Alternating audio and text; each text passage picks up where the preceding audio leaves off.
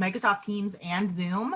So Good afternoon, and welcome to another episode of College and Career Pathways, where every Monday, Wednesday, and Friday at 2 p.m. we provide you with various information on colleges and universities, financial aid resources, skilled trade professions, technical schools and programs, career and college readiness skills, employment opportunities, all designed to assist you in making the best career decisions possible. My name is Toni and I'm your host, and today we will be speaking with Common Ground, which is a crisis assistance and prevention organization. Hi, Megan. How are you today?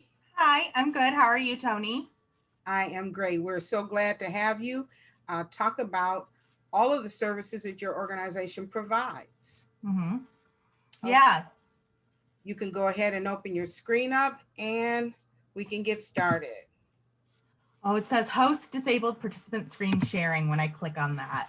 Oh, I can start talking. Well, if you want to start looking at the settings, I can start talking about who I am and all that because that is not on my presentation. try it now.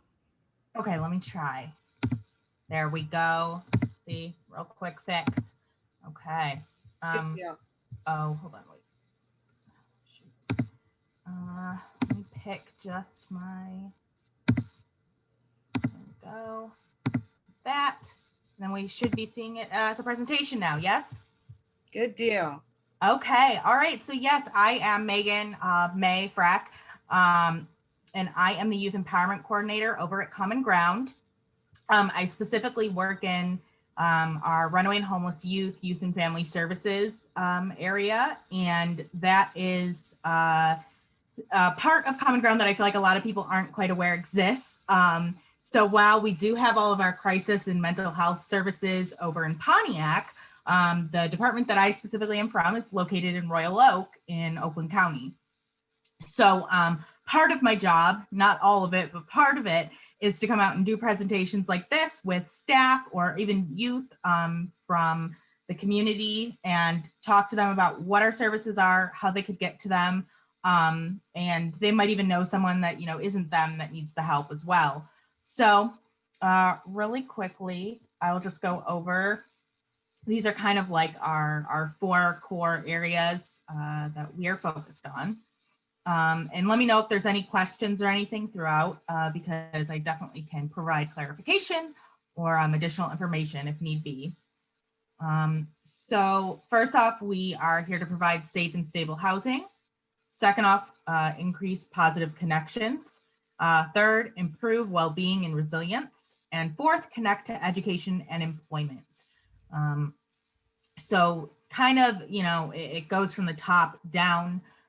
We aren't going to try and connect education and employment if somebody doesn't have safe and stable housing, right? So that's kind of the model that we work with. So, I think especially when we're talking to educators and people in education in schools, sometimes they're like, okay, well, we're here, but it's not working, and then you talk more with your student, or if you're a youth, you talk more with your friend and you realize, oh, the reason somebody's struggling in classes is because they don't have 1 or 1 and 2, or even 1, 2, and 3, right? So this can also be, from our perspective, it's what we're trying to help with, but it can also be a good way to identify who might be a good fit for our services to start off with. Then we get to our specifics.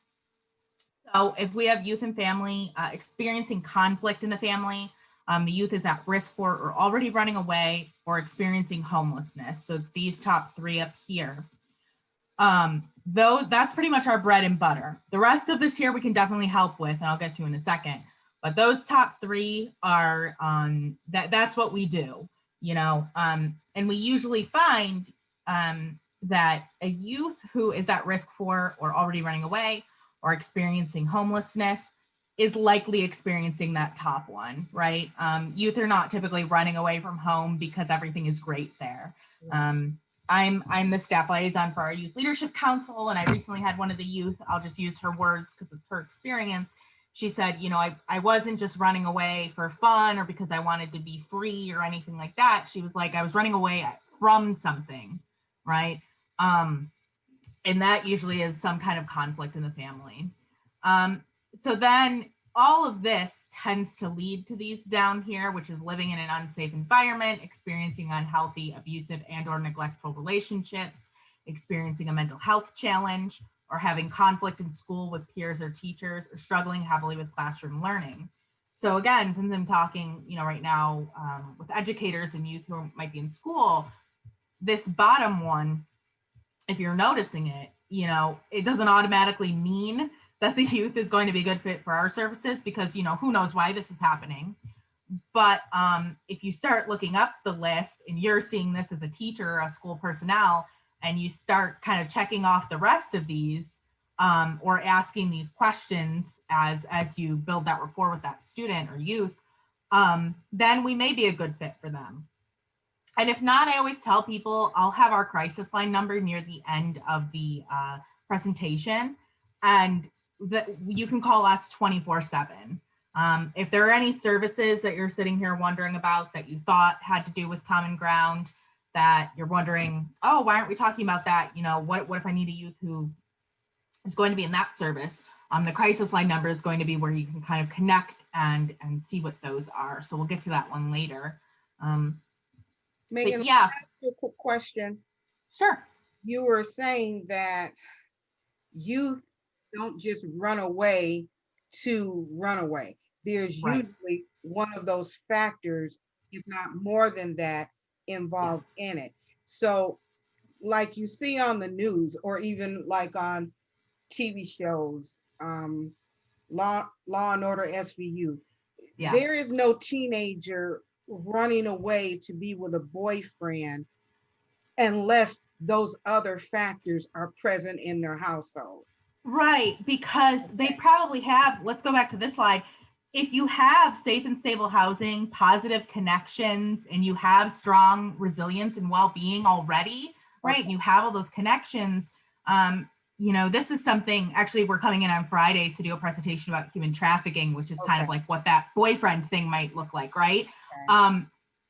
They're going to have a really hard time getting to someone who has great housing, positive connect, because as soon as that person mentions that boyfriend to a support system, to a school teacher that they're really well connected with because they're really involved at school, right? Somebody's going to say that's not right and have a conversation.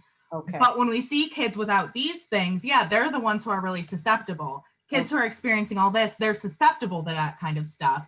It's not that it never happens, right, to youth who have a lot of good things going on.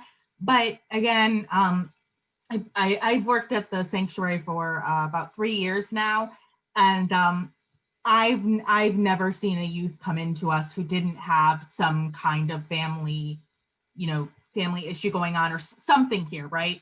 Because sometimes, because let's be clear too, sometimes, I know when I talked to Toni, I brought this up, there'll be a parent who is doing everything they can, but maybe this is going on, experiencing a mental health challenge, right? And the parent is really trying and doing their best, but maybe it's a single mom working 2 part-time jobs. So helping, a serious mental health challenge with their youth that they've never faced before, that might cause, the conflict in the family. So it could be something like that. But these are all, if you have a youth who checks off a couple of these boxes, particularly these ones at top, then as we talk about our programs as we go on, they may be a good fit. Another thing about our programs, though, that I do want to say is if anyone, if you leave this meeting and you're like, I can't remember all those specifics, but I remember they have a program that does this. Doesn't hurt to call us, right? Doesn't hurt to call and just say, hey, I have a youth that's experiencing X, Y, and Z. Is that a good fit for you guys?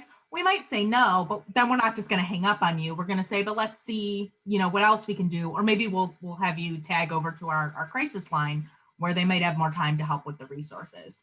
Question. Yeah. What's the age for your services for your youth? Absolutely. So that's, you skipped ahead to our next slide here, which is what I was about to do in a second. So we're right on track, right? So we have a couple of different programs that have different age ranges. So our first Basic Center program that most people know about if they're in Oakland County is our Basic Center the sanctuary program, which is for ages 10 to 17. Okay. So yeah, they could be as young as 10 or as old as 17. Does not matter if you send them to us and they're turning 18 in 2 days, they can stay in our program past that. They just have to get with us before they turn 18. And we do have a program that is specific to Oakland County, but I will kind of give a caveat to that, that is for 18 and up. So I don't want anyone to lose hope when you're thinking about maybe a senior or somebody who's already turned 18 that might need something.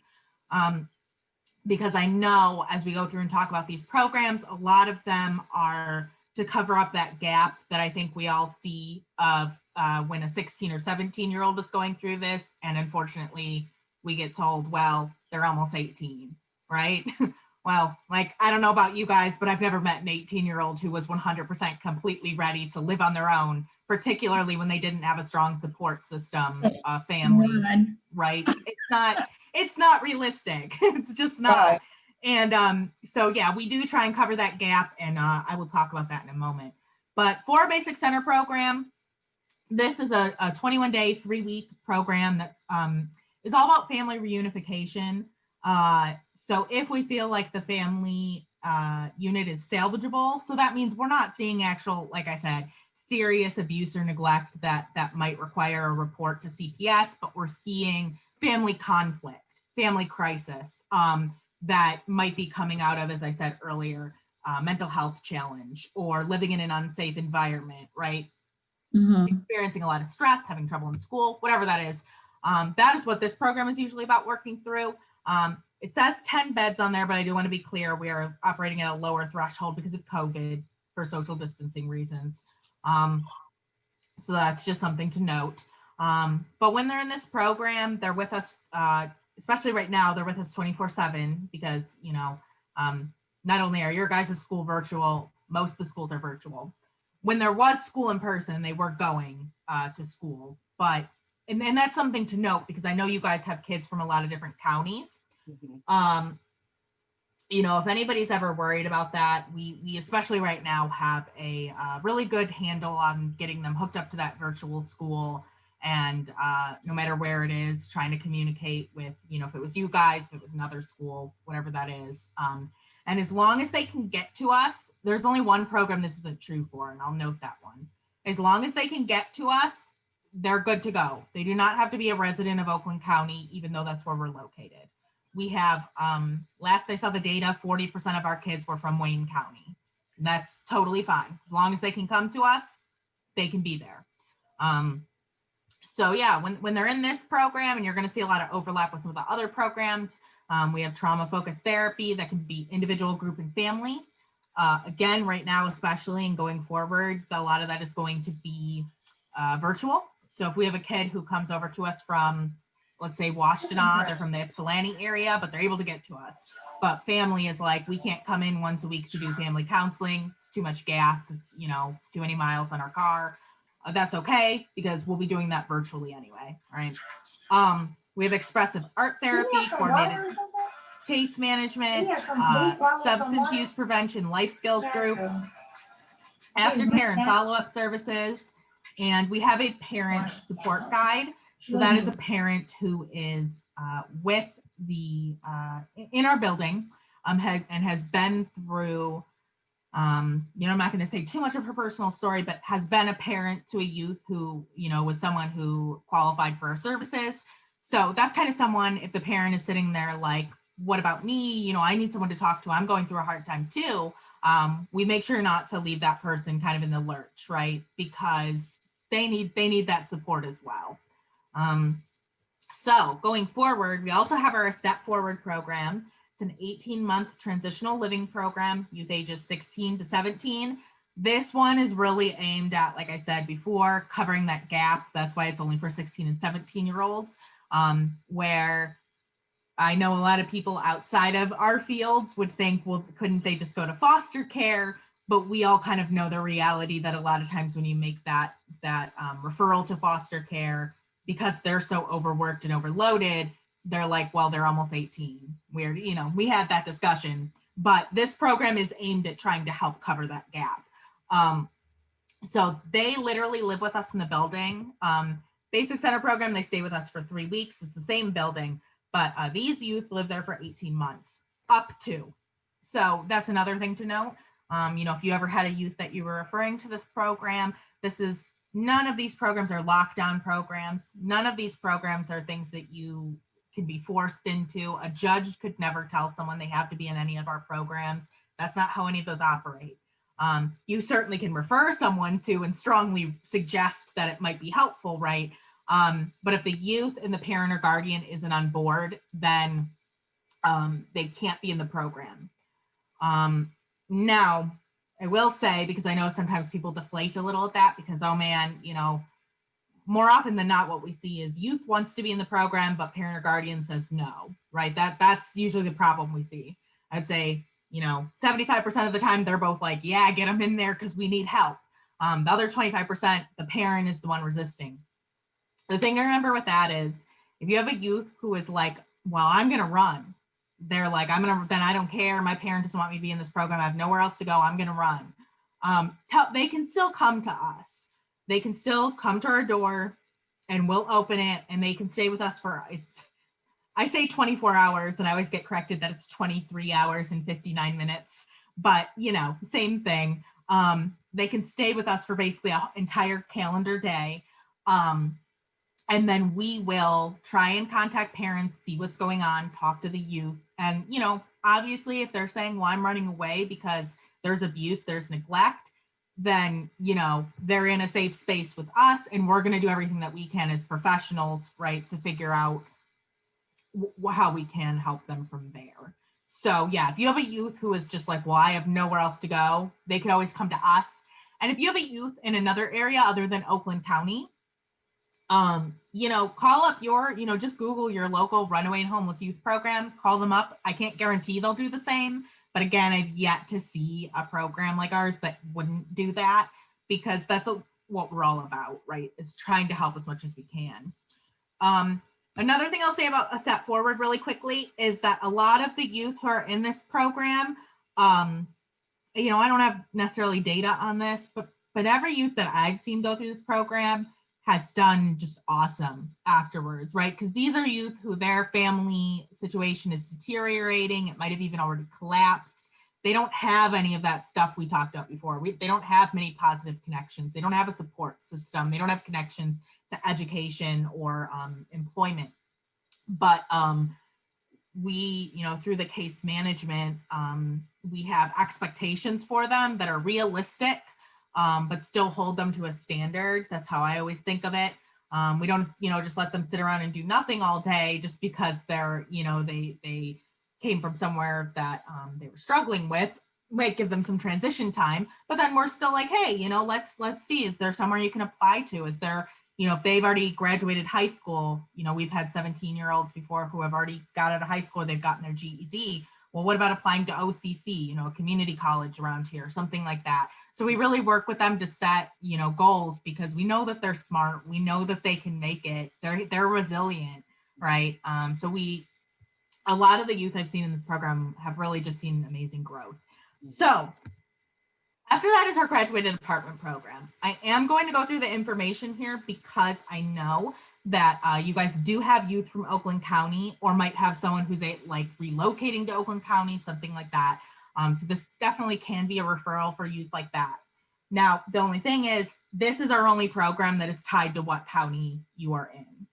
The reason being that pretty much every county has a graduated apartment program, so they should be referred to whichever one is in their county where they are experiencing homelessness or housing insecurity, or they're couch surfing, whatever it might be.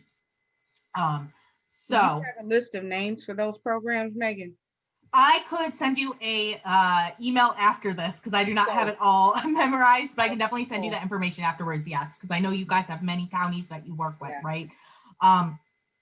Now, what I will say is that I'm going to go through these details. Most graduated apartment programs look very similar to this. So, if this sounds interesting to you and you're not in the Oakland County area, yeah, like I said, there's probably something that operates very similarly to this in your area. So it's a 24-month transitional housing program. It's youth ages 18 to 24 years old, including youth parents with minor children. So again, if you have a senior who, had a child during high school and they're about to turn 18, graduating soon, this could be a great, referral if they're struggling with finding stable housing. Working to achieve housing stability, maintain employment, and transition to self-sufficiency or alternative housing programs. So that's the thing to remember too. Very similarly to the program we saw before, they pay rent, they pay a reduced amount of rent, but they pay rent in this program. So they get used to that being an expectation, right? And they work with a case manager. I will say, to be very clear, because it is, it's a program, we've had a lot of youth, like with COVID, right, lose their job all of a sudden in this program. We do not just evict them because something like that happens, right? We have like emergency funding. And again, I'm sure other graduate department programs have similar stuff. So again, we have expectations, but I don't think they're unreasonable, because we're totally understanding of something completely outside of their control, like a pandemic, right, pops up. And they lose their job or something else happens. We've also done stuff like one of the youth on the Youth Leadership Council, she told me, she was like, every Christmas, because she was one of the people who was a youth parent with a minor child. She was like, every Christmas, you guys gave me all the presents I needed for him, right? She was like, he got like a brand new bike when he was like 4 years old because somebody donated that to our programming, right? And so that's something else too, is we're, it's not just the bare necessities. We really try and figure out where there's a need, for even the youth who are already in our programs, and try and get them those things to help them. So we do, donation drives. That's something I actually help facilitate. I go, what do we need right now? And I know we've gotten a lot of cool stuff for them, like new microwaves, all that kind of stuff, right? Fun. And they have a lot of the similar stuff, right? They get this life skills training, budgeting, cooking, job seeking, goal setting, apartment hunting. Again, we have expectations, but we know that people who are in this program typically didn't get that kind of information, right? Nobody taught them that kind of stuff. They didn't have that natural support system. That's why they're in this program. And so we kind of give that to them. And then I'll just say this is not officially, on the list or anything, but, I've yet to see when somebody leaves this program and if they call back in a year and go, man, I'm really struggling. Is, so-and-so, my old counselor, case manager still there? Can I talk? I've yet to see the counselor or case manager say no. They're always like, of course. So that's a relationship for, technically it's up to the staff member, right? But it really can become a relationship for a long time, and be a support that is available to them for longer. And again, I know this one is specific to Oakland County, and I will send Toni that information about where you would contact outside of Oakland County. But these kinds of programs do exist throughout the state. Usually they're funded at the state level to address this issue. Now, everything else from here on out, and the 2 programs before that, don't have to be from Oakland County. So moving forward, that is not an issue. So for our outpatient services, that's outpatient counseling. So it's 90 days or 12 sessions, whichever they reach first. It's available to youth ages 10 to 20. And it's available to those who are experiencing a crisis or who are at risk of running away or being homeless. A couple things on here that I think are very, very important. No charge and no insurance necessary to be seen, right? I know that is critical right now, and has been for a long time, unfortunately, but that's something we can promise. Something that actually isn't on here, but I want to make clear, if you have a youth who really needs counseling, but they're saying, my parents don't believe in that, they don't think I, that I need that, even though I really want to go, they are welcome. You're welcome to refer them to us. We do not need parent and guardian consent for this program. That is something that is true under Michigan law for a lot of counseling services like this, because it's meant to target that area where there might not be that parental support for a mental health crisis or something like that. So we also help them with, getting access to long-term services afterwards. So we might be more of a stopgap, but we're somewhere that they can start getting that like mental health service, right? And then we might refer them to somewhere that might be able to work with them longer term on like a sliding scale, type of thing, something like that. Right now, also, this is all virtual. So yeah, the main thing that I would say is, if you have a youth who is, experiencing a very, very specific issue that maybe is like, a good example I can think of is like if you have a youth who the entire reason they're really looking for counseling is an eating disorder, that might not necessarily be our bread and butter. Now, if the eating disorder is causing like a family crisis, right, then we might be able to kind of slip them in there and get them again started, and then eventually refer them to someone who will work with them at that more specialist level. But generally, yeah, we are really good if there's that family crisis. As soon as that pops up, whatever's causing it, then this is a good way in. Right. So our mentoring program is a 12-month based community-based mentoring program. What that means is prior to COVID, it meant this more truly. Right now, it's a little difficult. Was that we, we're out in the community with our mentees. We were going to places, showing them to places in the community that they could go to for, one example I always bring up is one of our mentees loved art, but didn't know how to really get into it. They were too nervous to join like a serious class or join a class at their high school. And so the mentor really helped them find like community-based art classes that were very low stakes, low pressure, just people kind of, learning things. And it was low cost, and as that youth worked on and on, they eventually ended up painting our mural outside of our building that if you ever come by, you'd see it's out by where we plant vegetables and stuff. We have a little vegetable garden. And so eventually they became so confident in their art skills that they were like, yeah, I'll paint a mural that everybody sees when they drive by. Mm-hmm. Right. And so it's just kind of that kind of growth, ages 10 to 17. And one thing I will say is that technically this service is for youth who are at risk for or who have experienced human trafficking or sexual exploitation. If anyone who is at this meeting or listening comes to on Friday or listens to the presentation me and my coworker will do on human trafficking, you can learn more about what that looks like. But very quickly, what I usually tell people, how I try and sum it up so that it doesn't feel so overwhelming, all the different things that can make someone at risk for human trafficking.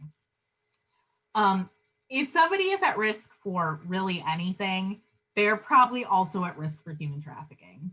Mentioned it earlier when Toni had that one question where, people who are trying to exploit people or have trafficking rings, stuff like that, they're looking for youth who have, don't have a support system, don't have stable housing. Maybe they have a substance use problem, right? Or maybe they're really struggling at school and they don't have a support system of friends.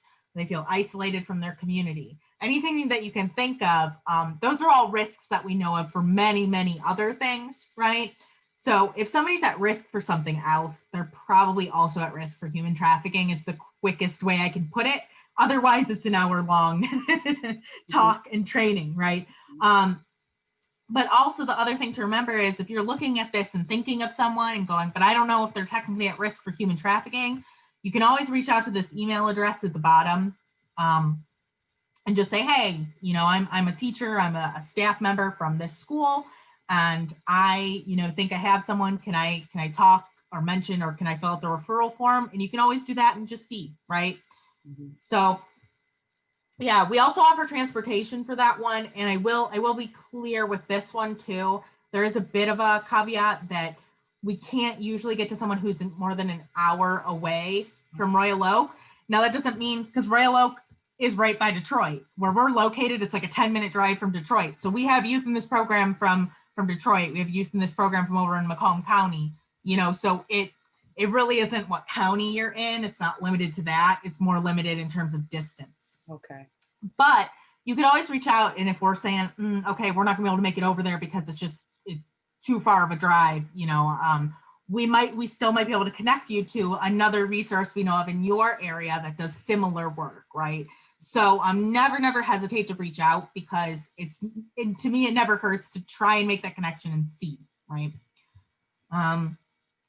Yeah, as it says, any other expressive activities based on youth interest. Youth interest is the big thing with our mentoring program. What they want to do. I had a short-lived career as a mentor for this program. I was just helping to kind of fill a gap. And what my youth wanted to do was go on hikes. I didn't want to go on hikes, but we did, right? So it does not matter what I want to do or what my, any of our coworkers want to do. It's, hey, what do you want to do? What are you interested in? What can we find that will be fun? So yeah, that one. If you come to the training on Friday, if you come or if you see that one later on, we'll talk about the mentoring program a little more then too. Now, the Empower Initiative, that's another big part of my job. So what this is kind of what I'm doing right now is a big part of this. We do, trainings on all kinds of different topics, which can include stuff like this, information on common ground services, programs, all that kind of stuff. Trainings on topics like human trafficking, right? And then we also do stuff that's a little more simple, a little more based on like, what the youth are looking for, what a teacher's looking for. I've gone out and done self-care directives with teachers. I've gone out and done, when I've been able to have an art therapist alongside me, we've done art therapy directives. We've done projects where the entire school was able to come together. Again, a little harder now, right? But they all came together and like they made things that ended up being posted around the school and all the walls. We had something like 100 little pennants made to hang up on all the walls throughout the cafeteria, right? So when it says engagement with youth via art and mental health directives and holding discussion activities, there's really no limit to what that can look like. It's literally just based on, if you want to contact me, that's my email at the bottom. And just say, hey, I'm a teacher, I'm a counselor, I'm, whoever at a school or at another agency or organization that serves youth, and we would want something like this. I usually go, okay, then what do you want it to look like? And we go from there. I'm just very, whatever somebody is looking for, I'll do it to the best of my ability. And yeah, information about common ground services, that's a big one. And the human trafficking trainings as well. And yeah, my other big thing about that is that I really hope that, yeah, when you think of Common Ground going forward, when you think about the sanctuary programs going forward, instead of us being a nameless, faceless agency, hopefully you can think, oh yeah, I remember May, right? I remember she came in and talked with us, just to kind of give you that connection point. Mm-hmm. Yeah. Parenting support groups. These are ongoing parenting groups led by our parent advocate. Remember I talked about her earlier as the person who's kind of in the building to help how the parent is feeling during this whole thing, because we'd be silly to think that they're not struggling as well, right? So she also leads parenting groups. There's one that's open to any parents of youth, and then there's a group that is specifically for parents of adopted youth. I always like to point out, if parents of adopted youth want to go to that parenting group for any parents of youth, absolutely, go ahead, no problem. The reason we just have this one is because parents of adopted youth have, more specific issues that often come up that maybe, parents who aren't adoptive parents might be like, oh, I don't really know anything about that. Where if they're in this group with parents of adopted youth, usually everybody's like, oh, I know exactly what you're talking about, right? So that one's just a little more specific, and this one's a little bit more open to anyone who wants to come. So you would contact, her name's Barb, her email's down here. Any parent who is interested or a teacher who is looking to make a referral, you can contact Barb and just kind of ask her what that's looking like right now. I know it's been shifting a little bit, which is why I don't have specific days and times on here because of COVID. Because of things being able to be virtual, she's able to be more flexible with what's working for the group. I was going to ask you, Meg, with regards to the parenting groups, have you been finding that you've had some inquiries on how to parent through this COVID? Yeah, that is definitely, that's something we've been seeing across the board. We had a big discussion as a staff around, I guess it would have been August before school started back up, that we were already starting to get parents, kids coming in and parents coming in just because of the anxiety around the school year, that it hadn't even started yet. Right. And we were already getting, parents and youth too, who were like, I'm like, up here, I'm so tense and anxious. It hasn't even begun yet. Right. So, that's something, yeah, if they come to the parenting groups, or if they're in one of our other programs and the parent is there, you know, signing everything, Barb would be there to talk to them about that anxiety, that stress, that struggle. And yeah, I mean, it's a support group, right? So if all the parents in the support group are feeling the stress of this weird school year, right? I'm sure that's where the topic would turn to. Okay. Yeah, because it's a discussion-led group. So, you know, just if by chance a lot of parents were feeling stressed about that, Mhm. I'm And sure we that are. would come up. Right, exactly. So it's I'm sure it's come up in the groups, and I know for a fact it's come up even just with youth coming into our programs. Yeah. Because it's a weird year for everyone. Even I know I talked to Toni, even for you guys who are used to the virtual, you know, environment, it's it's never been like this, right? Not at all. Not at all. Right. I in our managers meeting this morning, I had a colleague expressing a need for some sort of support group because she's like, okay, I got issues with dealing with my preschooler and doing Yeah. my job, and I don't have anybody to talk to, and so I was wondering whether or not that was an area you all addressed, and if you were experiencing an uptick in that area.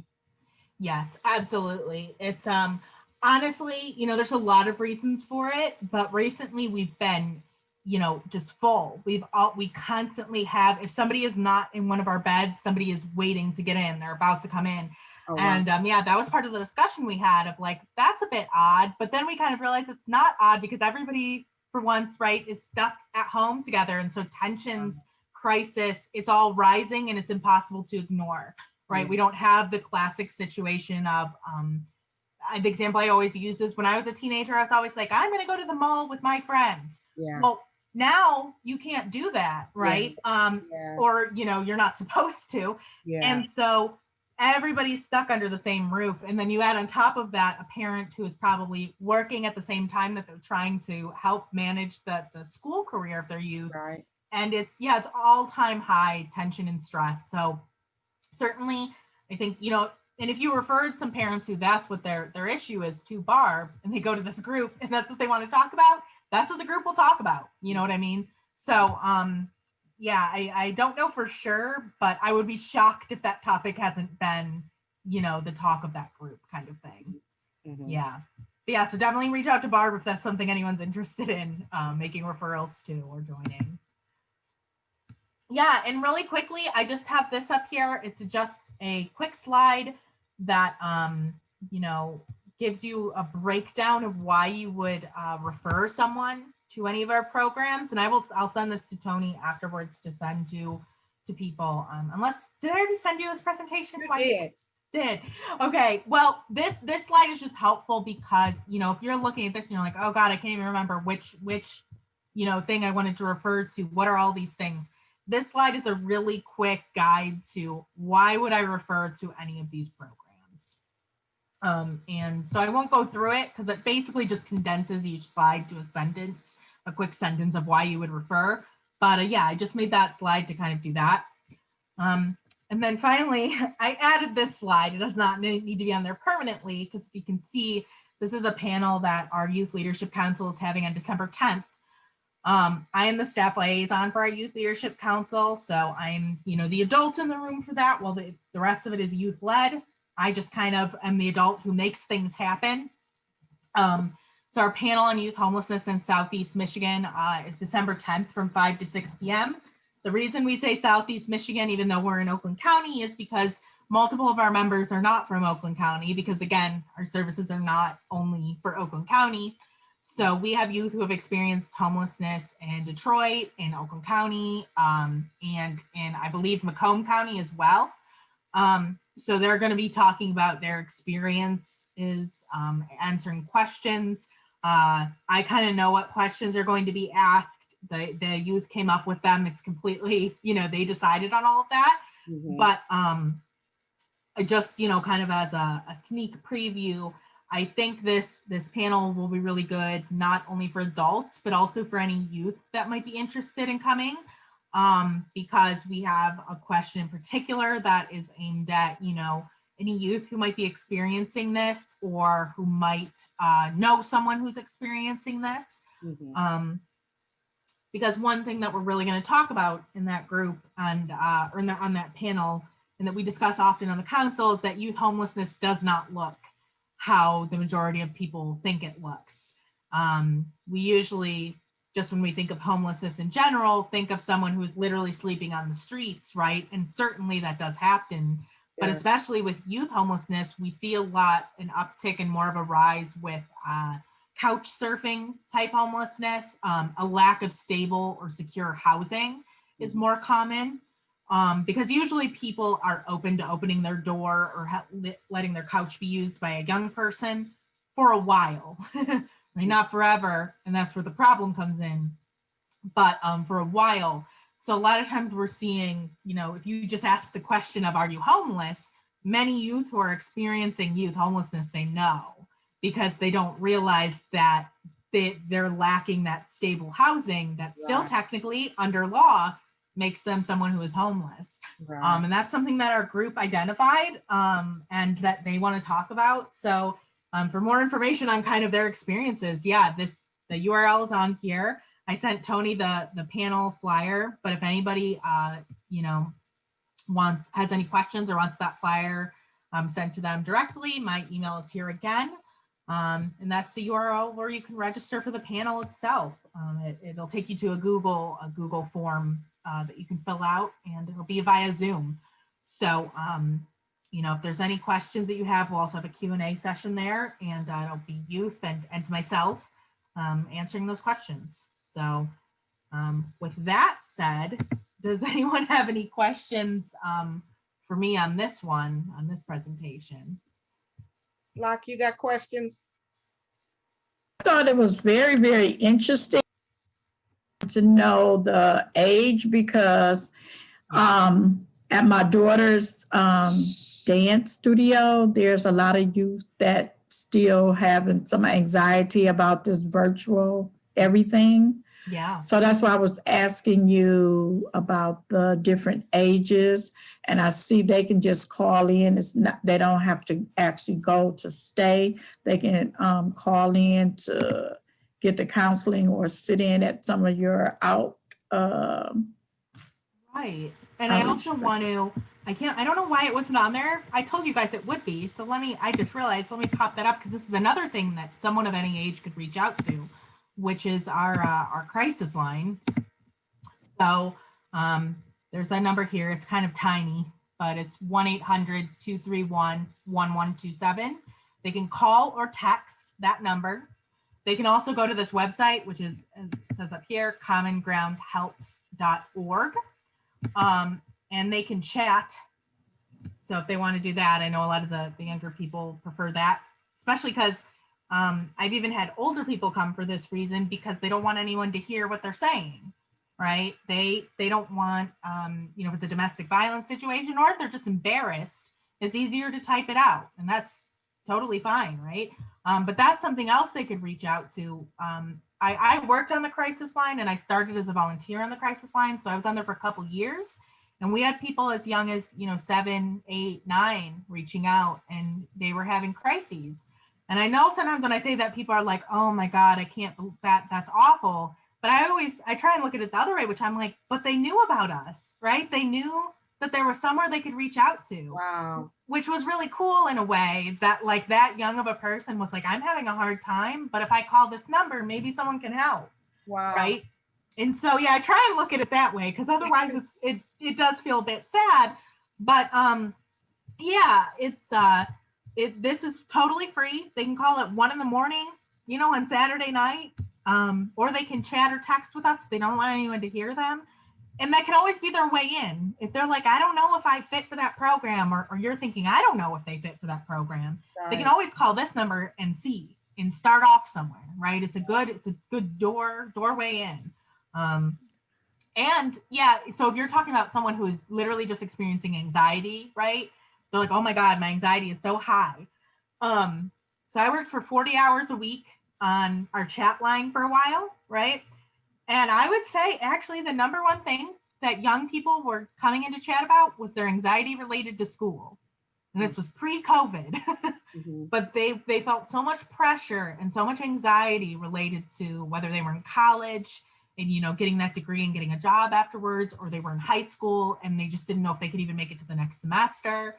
You know, that was a huge thing. And they would just be experiencing a lot of times like that anxiety at midnight, right? Of, oh my God, I have to turn in my homework tomorrow at 6 a.m. and I'm still awake and it's not done. And we'd sit there and talk with them and come up with a plan of, but how can you get to tomorrow morning feeling okay, feeling ready, feeling prepared? You know, so even just that anxiety, this is a great way for them to just get in. Then they know us, right? If that anxiety keeps racking up and they get into that family crisis, then they know, hey, I can call Common Ground. And then maybe they do become a referral to our sanctuary program, right?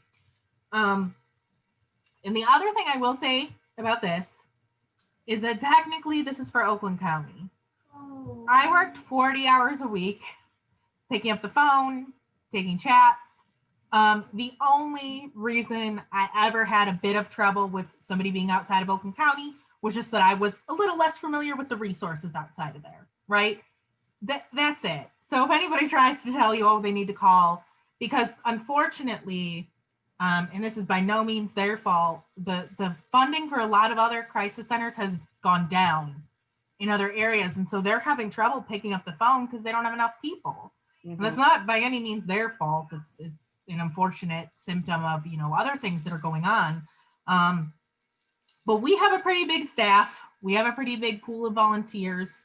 We're a pretty well-funded crisis line. So I would much rather somebody calls us and is able to get a hold of someone who might be like, well, I got to Google where you need to go, which is what I was doing a lot. Let's sit down and Google together, than, you know, be waiting and waiting because the other place just simply doesn't have enough people, again, by no fault of their own whatsoever. So yeah, if you have someone who needs that help, you know, definitely let them know, especially if they just want to talk. Okay. They can do that. Yeah. So yeah, I will stop sharing that screen. But yeah, you can go to Common Ground Helps. It's HELPS.org,